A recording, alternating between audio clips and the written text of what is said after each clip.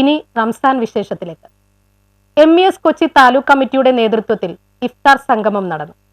മുസ്ലിം education society Kochi taluk committee Kappalandimukku ഷാദി മഹലിൽ റംസാൻ ഉത്ബോധന പ്രഭാഷണവും ഇഫ്താർ വിരുന്നും ഒരുക്കി. മാധ്യമപ്രവർത്തകർ, മത, രാഷ്ട്രീയ, സാമൂഹ്യ, സാംസ്കാരിക പ്രമുഖർ അടക്കമുള്ള ജീവിതത്തിന്റെ നാനാതുറകളിലുള്ളവർ പ്രഭാഷണ പരിപാടിയിലും ഇഫ്താർ വിരുന്നിലും പങ്കെടുത്തു. പ്രമുഖ ഇസ്ലാമിക പണ്ഡിതൻ സുബൈർ പീഡിയക്കൽ ആധുനിക ജീവിതത്തിൽ വ്രതാനുഷ്ഠാനത്തിന്റെ പ്രാധാന്യം എന്ന വിഷയത്തിൽ പ്രഭാഷണം നടത്തി.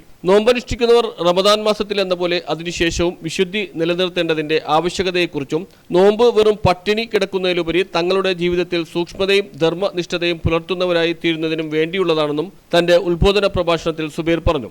വിശുദ്ധ ഖുർആൻ നമുക്കതിനെ പരിചയപ്പെടുത്തുന്നു.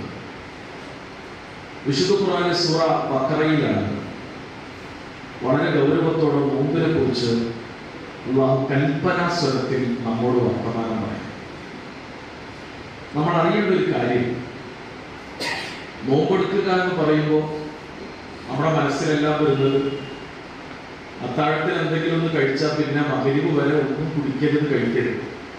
നമ്മുടെ നോമ്പ് അത്രമേൽ ഗൗരവത്തോടെ നമ്മളതിന് കാണും.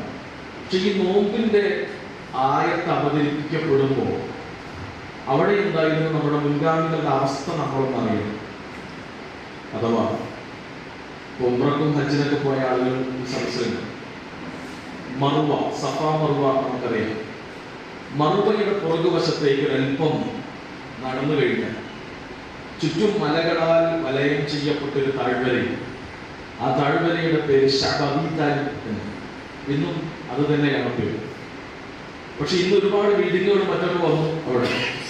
പക്ഷെ മുമ്പ് ചുറ്റും മലകളാൽ വലയം ചെയ്യപ്പെട്ടൊരു താഴ്വര. ആ ശബബീതാലിൽ മുഹമ്മദ് നബി സ്വല്ലല്ലാഹു അലൈഹി വസല്ലമയും സഹാബത്തും, നബിയിൽ വിശ്വസിച്ച ആളുകളും നബിയിൽ വിശ്വസിക്കാതെ നബിയെ പിന്തുണച്ച നബിയുടെ കുടുംബക്കാരും, അബ്ദുൽ മനാഫ് കുടുംബം അതിൽപ്പെട്ട ആളുകൾക്കുമെല്ലാം ഈ ശഅബീതാലിൽ 3 വർഷം അവർ ഉപരോധിക്കപ്പെട്ടു. MES principal PK Yakub, retired DYSP Abdul Hameed, VU Hamzakoya, Muhammad Ashraf, Muhammad Ameen എന്നിവർ പ്രസംഗിച്ചു. പ്രസിഡന്റ് KM ഹസൻ സ്വാഗതവും ജോയിന്റ് സെക്രട്ടറി അബ്ദുൽ ജബ്ബാർ നന്ദിയും പറഞ്ഞു. തുടർന്ന് നടന്ന ഇഫ്താർ വിരുന്നിനും പ്രാർത്ഥനയ്ക്കും സുബൈർ പീഡിയക്കൽ നേതൃത്വം നൽകി. News bureau, Mattancherry.